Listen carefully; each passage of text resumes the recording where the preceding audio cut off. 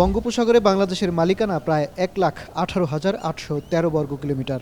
এর মধ্যে প্রাণীজ, অপ্রাণীজ ও তেল গ্যাস সহ খনিজ সম্পদ উত্তোলনের ক্ষমতা আছে উপকূল থেকে 370 কিলোমিটার এলাকা জুড়ে। সাগরের 24টি ব্লকে প্রাকৃতিক গ্যাসের বিশাল মজুদ থাকার সম্ভাবনা থাকলেও তা উত্তোলনে নেওয়া হয়নি কার্যকর পদক্ষেপ। যদিও সাগরসীমা ঘেঁষে গ্যাস উত্তোলন করছে পার্শ্ববর্তী দেশ মিয়ানমার।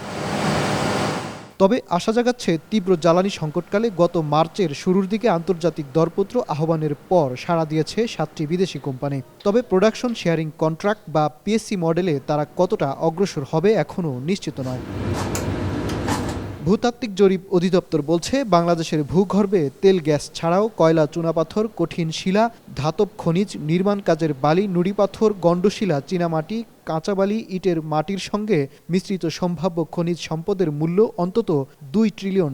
বৃহস্পতিবার জিএসবির এক সেমিনারে পেট্রোবাংলার চেয়ারম্যানের অভিযোগ, যখন ভূগর্ভ থেকে কোনো নমুনা সংগ্রহ করা হয়, তেল গ্যাস ছাড়া আর কোনো কর্তৃপক্ষই এগিয়ে আসে না গবেষণায়।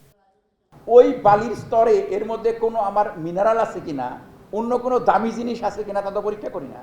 তাহলে আমি যে কোর স্যাম্পলটা মাটির এত মিটার নিচে থেকে নিয়ে আসছি, জিওলজিক্যাল সার্ভে এইটা নিয়ে তাদের কেমিস্ট্রি যোগ করে এখানে কোনো ট্রেস মেটাল বা কোনো দামি মেটালের উপস্থিতি আছে কিনা সেটা পরীক্ষা করার জন্য তো একটা রিলেশন হয়ে যেতে পারে আমার 3 কোম্পানি বাপে, বাংলাদেশ গ্যাসফিল্ড, সিলেট গ্যাসফিল্ডের সঙ্গে জিওলজিক্যাল সার্ভে বাংলাদেশ। তাদের কষ্ট করে হোল করে তো আবার স্যাম্পলটা নিতে হয় না।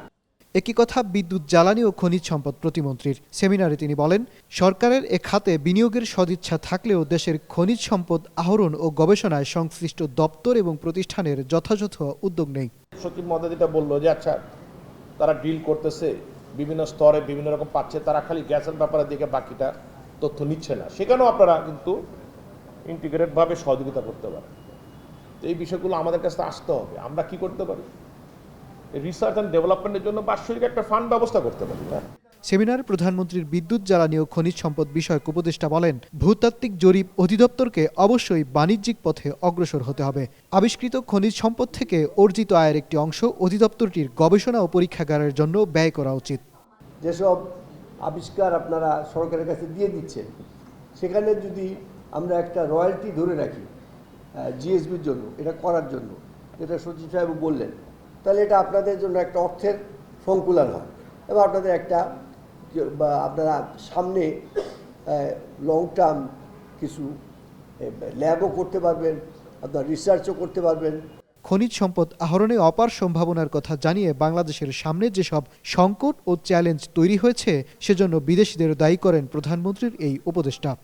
সেই ইনফ্লেশন বিদেশ থেকে এসছে, আমাদের ফরেন এক্সচেঞ্জ স্ট্রেস বিদেশ থেকে এসছে। মাজহার মাহবুব, এখন, ঢাকা।